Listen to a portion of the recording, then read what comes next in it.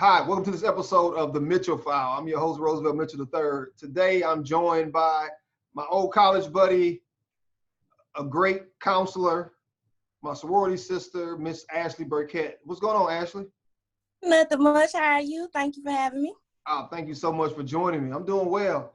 I wanted to get your perspective, specifically from a counselor's perspective, of this unique education situation that we're in. You know, it's it's difficult. It's something to be worried about. We don't actually. I have it in my building. I'm not having a lot of interaction with my students, although they are supposed to. But I'm not a core class, so I don't know how a lot of them are doing. See, and that was my thought. I was wondering, as counselors, do you all have to do Google Hangout meetings, or do you have to email, or as far as counseling from like your home? Right. So currently we have a couple of programs that are doing video chats like Great Circle and Pinocchio. But as far as the counselors, we are required to have our own Google Classroom. So I push out different activities and lessons, and at this point it's more or less check-ins. But out of 380 students, only 84 have joined my classroom, and about 2 to 5 of them are actively doing activities on a daily basis. And this situation really highlights, you brought up an interesting point. This situation really highlights how understaffed we are in public education with counselors. Mm-hmm. I mean, like you said, you one person, you got almost 400 kids. Right. So it was almost like I talked to my district boss. I got like 3 of them. But my district boss, I was telling her, if all of my students actually did join and were engaged, how would I couldn't even sleep. I said, what kind of response or call to action would you want me to have with 380 kids? It's almost a blessing that they don't join. You know what I'm saying? Like, what would I do? What would you do? Right. I mean, it's too much for one person to handle. And, for all of you non-educators, even her inside the building, 400 kids is a lot for one person. On top of everything else, all the other hats that she has to wear. And a lot of people look at counselors and other staff that is not teachers and think they have it a little bit easier, but they have more students. Right. Like a classroom teacher may only have, now 25, 30, 35 is high. But when you look at a counselor having to serve 400 students, especially at a time like this. So, I mean, that drives me into the next question about how do you think this whole remote learning is going, like overall? Like I said, my students aren't engaged with me, but I met with a lot of my staff yesterday, and a lot of the kids are participating. One teacher had 26 out of 27. Wow. I was like, wow, what did you do? Then other ones have about half. So from the majority of my building, they say it's going well. Now, they're not pushing out new information. So that's where I raise a brow to some of the parents when they talk about the difficulties of homeschooling and whatever the complaints, because this isn't new information being pushed out. This is our review. So my question is, why didn't you know your child couldn't do it already? Yeah, I mean, and that's the dialogue I've been having with a lot of educators and parents across my social media. Is I've seen parents say that some of their child's teachers are sending home a new app. It seemed like every other day, like go in Google Classroom, get the assignment, download Zoom, go to Zoom, join our group. Now go back into Google Classroom, get this the other assignment. Now you go to reading A to Z and read and go back into Google Classroom. You know what I mean? Like, it's too many steps and it's too many new apps that are being presented that was not given during the school year. So not only are you confusing the student, but you're also confusing the parent. Mind you, these are the same parents that a lot of teachers have been complaining about all year, saying that they don't show up to parent-teacher conferences, they don't get their kids backpacks and pencils, blah, blah, blah, blah. So you have all of these gripes with these parents, but then when it's time to remote learn, you presenting them with all these, all these new steps. And I don't see how we can expect some of the kids not to regress, as opposed to not learn nothing new, but just stay in the same, like in the same learning curve. You know what I mean? Right. I think a lot of the teachers are trying to provide different ways or methods that, because students learn differently. We know that. So I think it's not that they're trying to overwhelm, but they're just trying to utilize every little resource they can. And I think a lot of them are, on their own vlogs or whatever, looking up stuff, and they saying, oh, well, that worked for you. Let me try it. But it may not. So I saw one good thing was that Google Classroom now offers that, their own video through that, so that you don't have to go to another platform. Right. Google Hangout. Right. So, yeah, so that'll help. I think it's, so you can actually put the link in the classroom. Yep. So that they don't have to go anywhere. So that's new about 2 weeks or so. That's helping.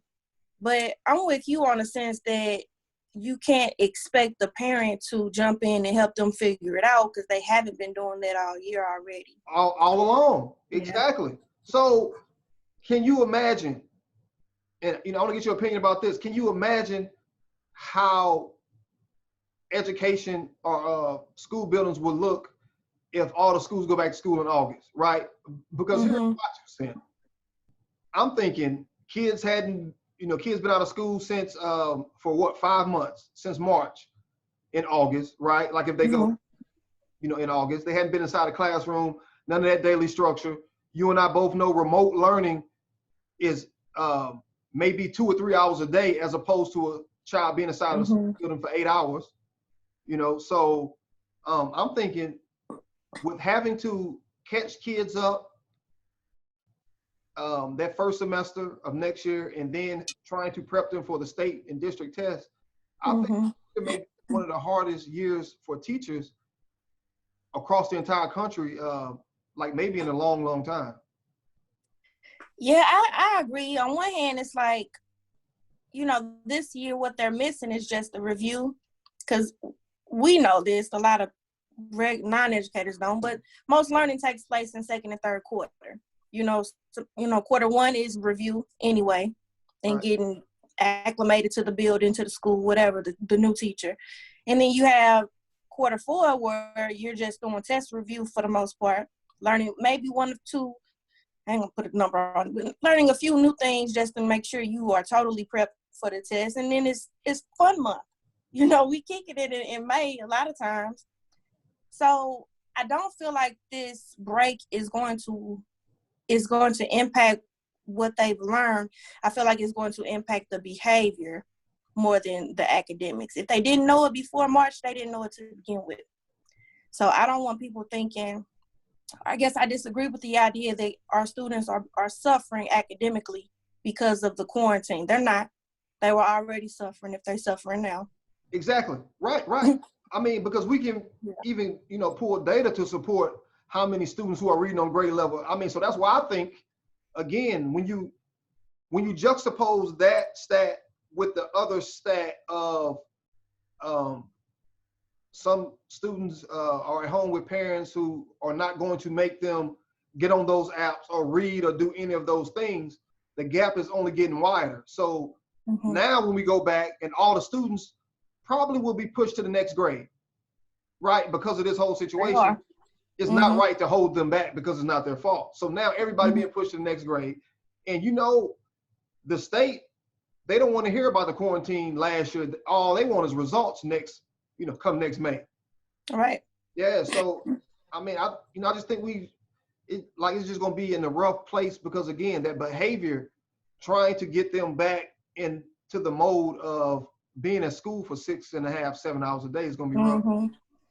And then just, it's rough the first couple of weeks coming back from summer break, because they want to, talk to their friends and whatever. So it's going to, actually corralling them together to do what we're there to do is going to be the most difficult part. I can say, I don't even think we're going to have an increase on parent participation or involvement, because the parents that are complaining about homeschool things, typically they were involved. They were involved already. I think the parents that we would like to hear from are the ones we're not hearing from, and they're going to continue the same problems, and it's just a vicious cycle. All this quarantine did was exacerbate the problem. Yeah. I mean, I agree. And I know that you are a parent and an educator. Mm-hmm. I mean, can you talk about like the struggles of that right now? We're trying to, remote teach and doing all that stuff on top of trying to homeschool your own child. Well, I don't have a struggle too much because okay. I'm broke right now because my son goes to private school. So they were prepared, and this isn't new. They use, Canvas for their school already. So a lot of my son's activities and work is already uploaded and created in their own school system. So I didn't have an issue with that. So they were already ready, like already prepared for this. Yeah, I mean, because it's what they do every day. So see, which leads that's me the to my difference problem. Unfortunately, in education and public and private. See, they're ready, but yet public schools were not ready. And then we got teachers, I mean, like you said earlier, who are trying different things right now, which is now, I wouldn't say the best time to be trying something new, but then you got the private school who have a system already in place. Mm-hmm. So everything is just smooth sailing, and I hate us. It has to be like that in this country, but man, I just hope one day the public schools can get everything together, like systematic. Yeah. And I think, what I love about his school is every class has their own link it's called Canvas, but I'm pretty sure SLU and other colleges use it as well. But you just click on, you got a calendar of what's due. You can turn it in on the app. So all they had to get used to was using Zoom. I mean, that's nothing. But so I take it they still charge you tuition, right? Yeah.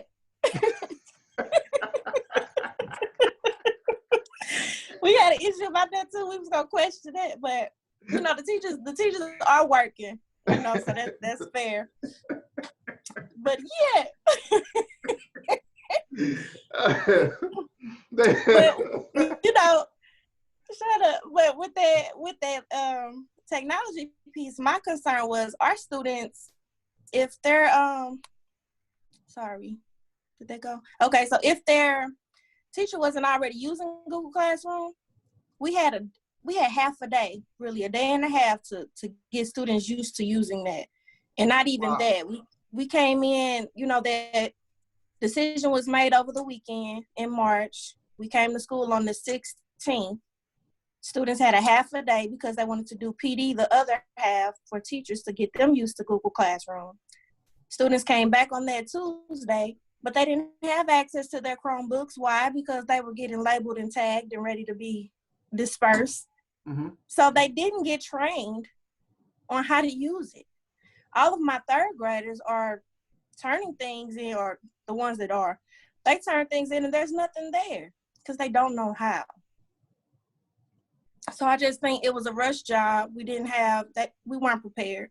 And I think if anything, this lets us know that we need to, put more technology into what we're doing on a daily basis so that when things come up, we're prepared. And right now we haven't been. Right. And last question, before I wrap this up, what, moving forward, what do you think that education over the next 5 to 10 years will be like it has always been, or will this situation change the way public schools, do things in the future? I think it's gonna have to change something. I know one thing for sure. You can call them snow days a wrap. I don't think we get That's true. That's true. Remote learning days. Yeah, I think we get rid of that. So we're gonna lose that perk. And I think the schools will have no choice but to be better prepared in the future. I think most districts pride themselves on being one-to-one with technology, Chromebooks, and computers, but they're not always really one-to-one, you know. But I think they're gonna have to make a plan to ensure that that is what it is, and we're gonna have to start using more technology, whether we like it or not. You know, we get stuck with, I want to put an age on it because there's some seasoned teachers that are great with technology, but we have a lot of teachers that don't always like it. You know, and they get to those PDs and they're like, I don't want to do it. You're going to have to up your game. So it's going to be new for everybody. Yeah, because as an educator, you know, we all take a vow to be lifelong learners. So again, as a new kids begin to come up and stuff like that, we got to stay in tune with what's going on in the country in order to prepare our kids for the future and not just for what's going on right now. I agree. Right. And before I forget, you are an author as well. Tell everybody about your book. Hey, yes, I am. So I have a book that is called I Love Me Some Me, and it targets bullying by helping the victims focus on their self-esteem and fighting bullying with positive responses and actions. So it's on Amazon right now. Look up I Love Me Some Me, $12.95. Cool. I appreciate it. All right. Well, thank you so much for joining me, and thank you so much for the conversation. I think it's important as educators that we get together and we talk about what's going on in education from a teacher's perspective from teachers, because a lot of times, you know, you have people who trying to say what's going on inside of school buildings who are politicians and lawmakers and stuff like that who never even step foot on campus. Right. You know, so I think these dialogues are extremely, extremely important. And I hope it changes how everybody reacts to teachers in education. I hope to see less people complain about school supplies in August as well. I agree.